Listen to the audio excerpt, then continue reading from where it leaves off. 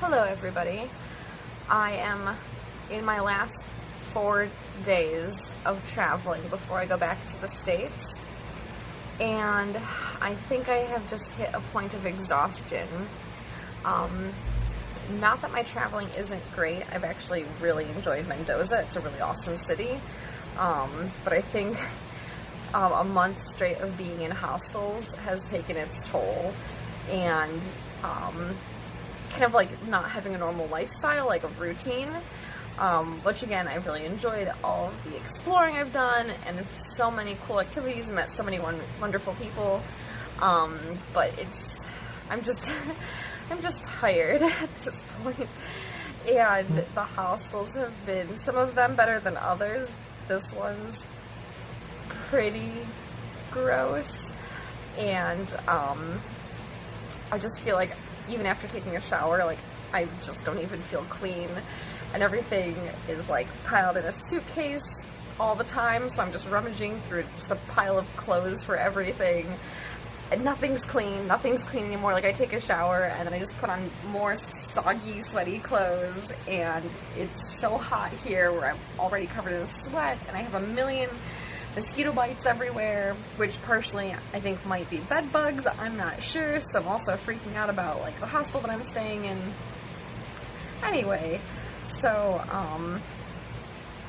that's my rant for the day, in that I'm looking forward to unpacking and having a very long shower and doing laundry, because I really need that in this moment.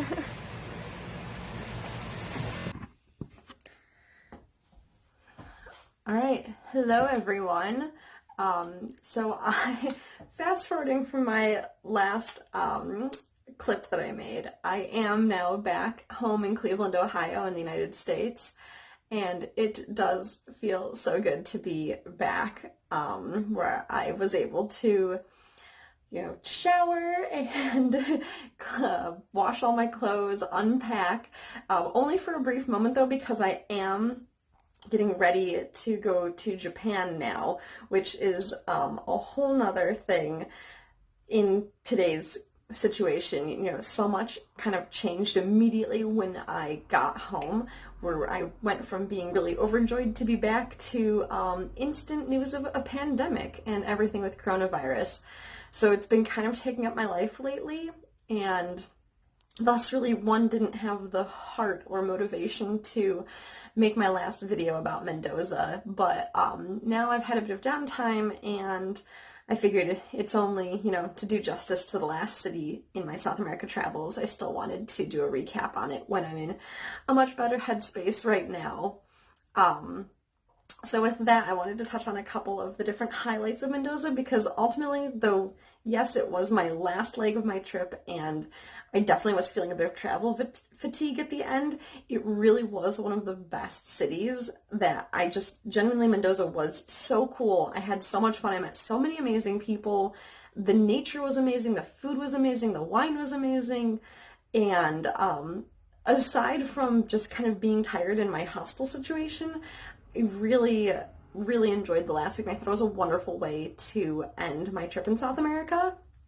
So, kind of right off the bat, when I flew into Mendoza, I met a group of 7 Chilean guys who were going for kind of a guys' weekend in Mendoza, and I befriended them, we shared a taxi into the center of town, and they invited me to hang out with them, and which was so nice of them. They were honestly just like a really hilarious, fun, cool group of guys that I ended up, the whole weekend, the first 3 days that I got there, just ended up hanging out with them at their Airbnb, and we would go dancing and drank a lot of pisco colas, which are kind of like rum and coke.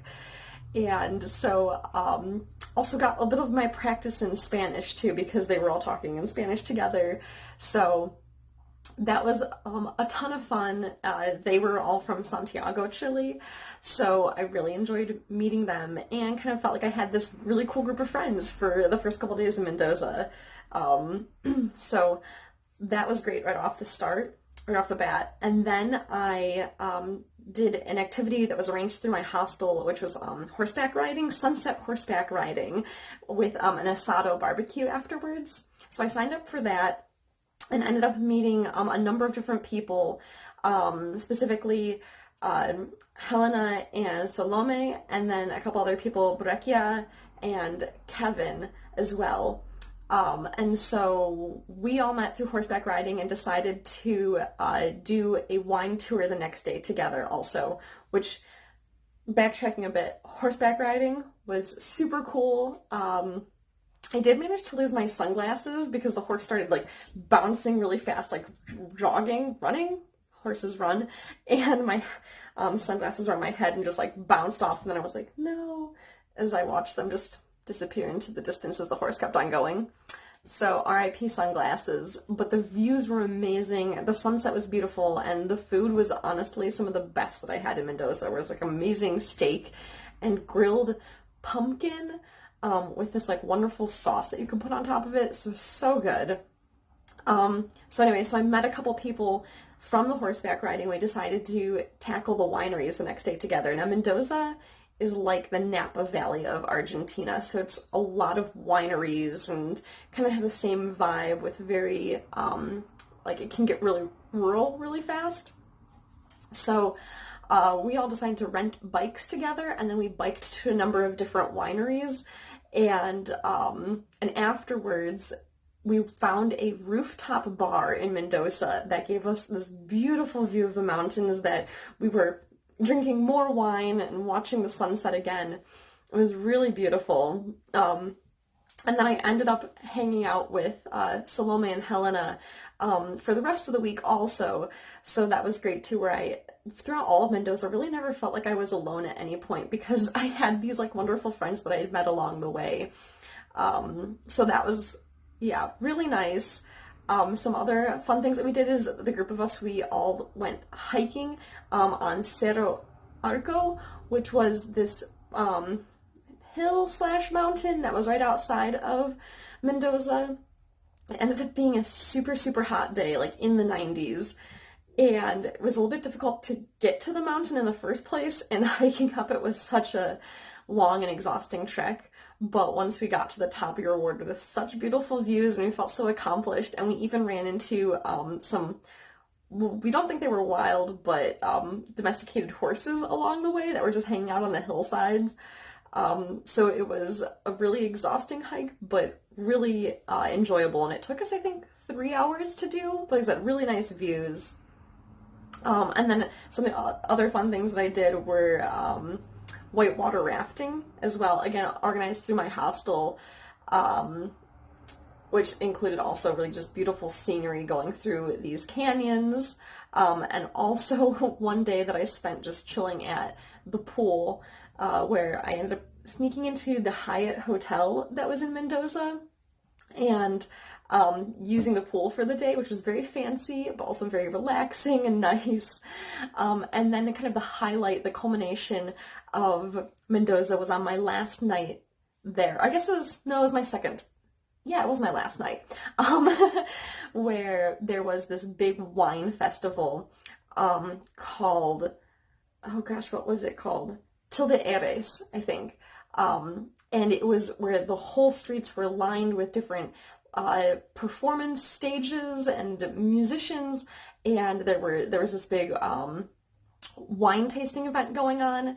So Helena, Salome, and I went to this, and we decided to do the wine tasting where we purchased like a 6-punch pass. So you would hand in the paper, they'd punch it, and then you get a pour of wine of your choice, and you had technically 6 tastings. But we found the booths that wouldn't punch our passes, so we could effectively just get free refills. And we started out with a bottle of wine beforehand, then went to this. Oh, we'd also been wine tasting again. We went wine tasting a second time. So we went wine tasting during the day at the wineries.